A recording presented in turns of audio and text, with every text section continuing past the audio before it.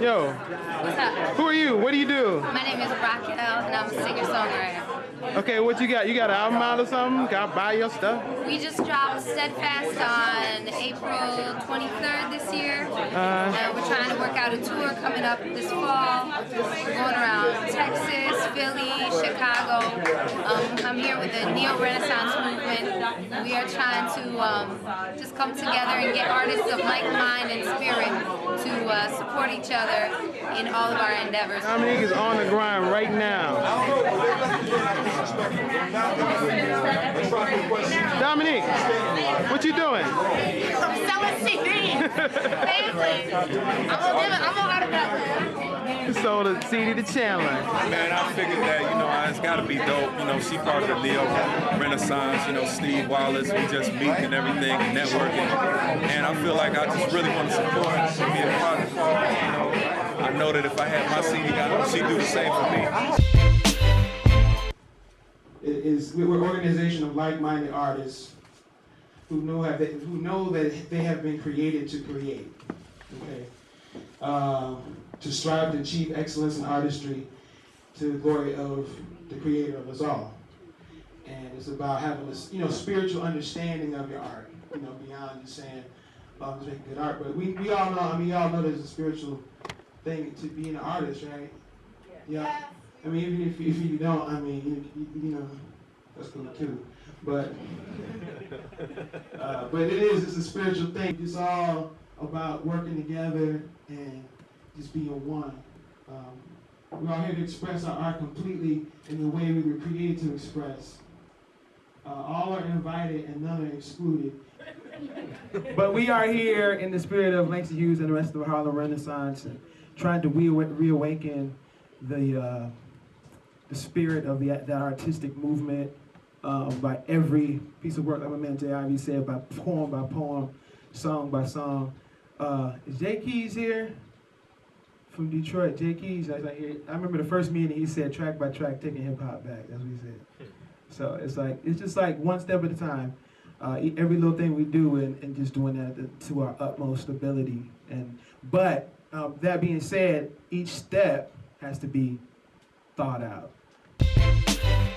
Stephen called me. I didn't know I had that he wanted me to speak. I just know he wanted me to come around and look at the girls and stuff like that. But he sent me a text message yesterday and just said guest speaker. So I started not to come.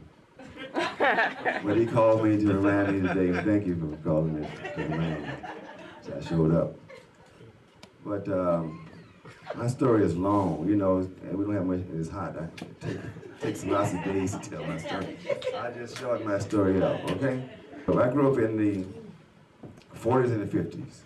So I'll be 67 in January. That's nothing to applaud by. Wait till I'm 100, then you applaud. 67 ain't nothing. I didn't grow up with jazz. It was jazz.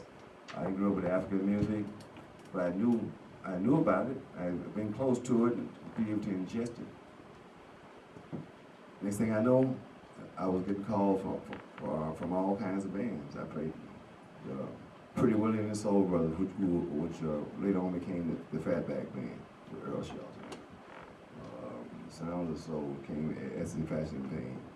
Then next thing I know, I went to modal jazz. That was the sound of those days, modal jazz, Coltrane. And I joined Doug and Gene Carn like in 1963, whatever like that. And then from there, without knowing jazz at all, some kind of way I got in Art Blakey's band, the king of jazz. That's why I say no plans. No plans. He said, "Can you play? Meet me in Milwaukee." I said, "Yeah, I can play the shit out of jazz, motherfucker." I said, "Yeah, where's my ticket?" The confidence, everybody in the band will come from rhythm and blues or something, other kinds of music. But if you have the roots inside, you can play anything. Or you can do anything if you have the roots inside of you. It's basically all you need is a stable mind and confidence, basically. That's all you need. And then be willing to create, not to do what someone else did. Word. Be willing to create and create. Because when you do, the whole world knows it's something they need to hear. You never know what you have to bring. When I got with these master musicians, I thought I was slightly intimidated until I got with them. Then you could see where you are. The masters are not really masters. They're looking for a teacher. That's what happened. The masters are looking for teachers. They like, nah, that's the way it is. But anyway, I wound up at the age of, well, I didn't make up my mind until I was really 35. Yeah, I didn't make up my mind. I didn't care. So we went to where it was creative, where you get your stuff off at. Brooklyn was the place. That was it. That was it. Brooklyn was the place where it was all going on. This is before the West Indian, the large West Indian migration. Just before that, just before the large Korean migration or whatever like that. This migration period. You know what I'm saying? Then after that, Brooklyn had a way of just stopping the creativity.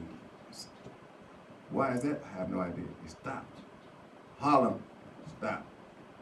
But the East Village was the place to go.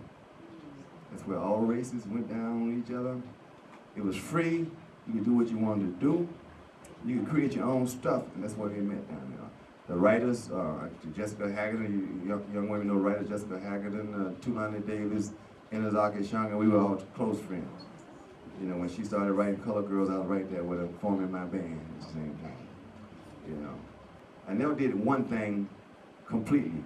I go from one thing to another, one thing to another. That's why I hated people call me a jazz musician. Huh? I don't call myself nothing. But immerse yourself. I immerse myself in everything. Not only me, but just my peer group. Now, you take Soho, the expensive Soho. It was like barren. Barren. There was nobody down there. Nobody went down there. It was dark. Those big lofts down there. But we took advantage of those lofts. Some musicians would rent them. Some would buy them. Big. Some were half block long. We'd throw our concerts there. We didn't wait for record companies. We didn't make CDs. Okay. We waited till they came to us and what we want to do with our thing. We just want to say that we enjoy, I know I enjoyed being here this evening, just the energy of the creative people. The gentleman that was so blessed to hear about his life experience, and just knowing that he didn't really have a plan, but he just let what was in him come out, and that inspires me. The industry sometimes lets you think that if you're not doing something by 18 that you're, it's too late.